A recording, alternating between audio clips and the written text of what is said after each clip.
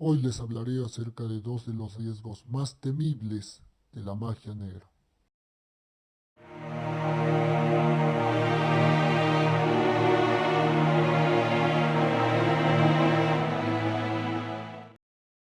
Hola hijos e hijas, reciban el saludo del maestro Alec Efren.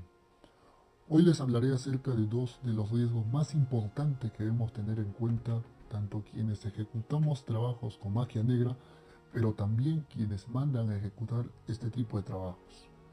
Un aspecto importante a considerar para entender la naturaleza de lo que estoy hablando y antes de entrar a estos riesgos es comprender que la magia tiene ciertos niveles, ciertos grados de poder y de fuerza de dominio.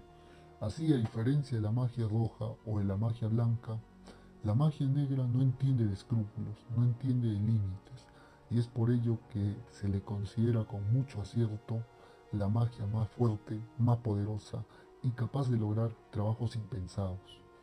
Precisamente a tal fuerza y a este poder de dominio que radica en las entidades a quienes se dirige este tipo de trabajos, que en su gran mayoría son entidades satánicas y demoníacas, se deben los riesgos que implican para quienes ejecutamos estos trabajos, pero también para quienes mandan a hacer este tipo de trabajos, pues hay una cercanía con estas entidades que muchas veces traen consecuencias negativas, impensadas. Y es que ejecutar este tipo de trabajos con magia en general, pero sobre todo con magia negra, no solo es juntar los insumos, los materiales, decir unas cuantas frases o hacer entierros, no solo implica eso, implica mucho más, implica conocimiento, implica dominio de estas artes, pero por sobre todas las cosas, implica fortaleza espiritual de quien ejecuta el trabajo para que pueda traducir todo el procedimiento material que se hace al mundo espiritual.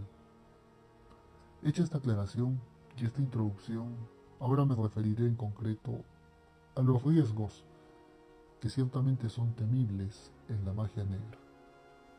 El primero de ellos es el riesgo de la posesión demoníaca.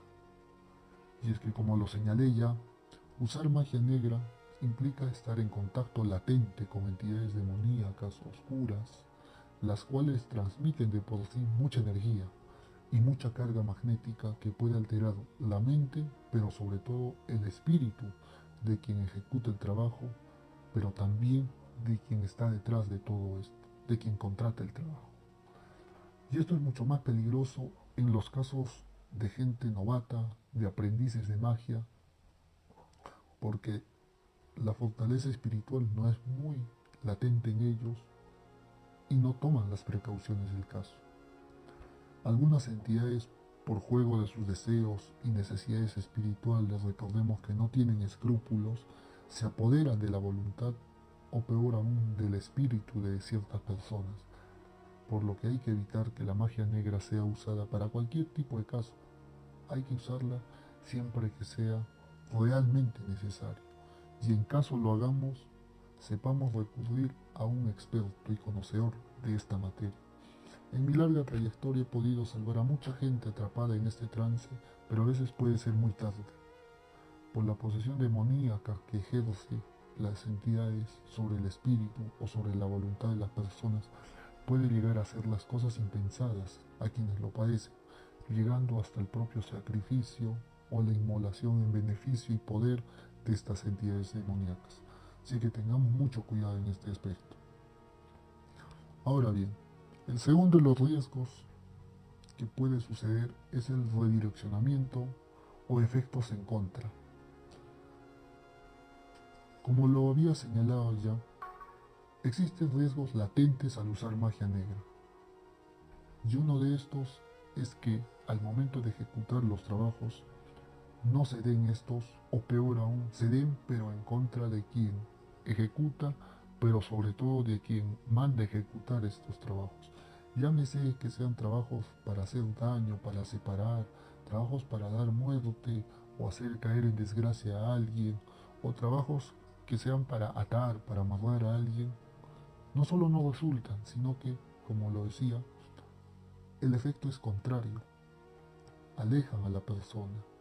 Si se trata de hacer caer en desgracia, mejoran a esa persona. Y esto se debe Algo que he observado a lo largo de toda mi experiencia, a dos causas básicamente. La primera, la ejecución indebida de los rituales o hechizos, sea porque no siguen correctamente los procedimientos de estos hechizos, o sea porque no usan los insumos o materiales adecuados, de calidad o debidamente curados.